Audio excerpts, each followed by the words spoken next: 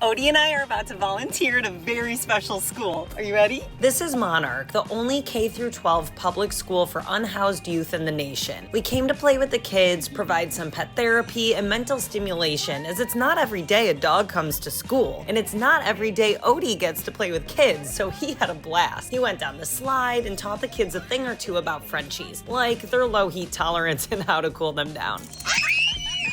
Monarch is different because it empowers its students in academic, emotional, and social growth, as well as life skills. It's a trauma-informed and strength-based community with resources like counselors, meals, showers, and essentials for these kids so they have the support and opportunity to thrive in school and in life. Honored to have had the opportunity to volunteer here.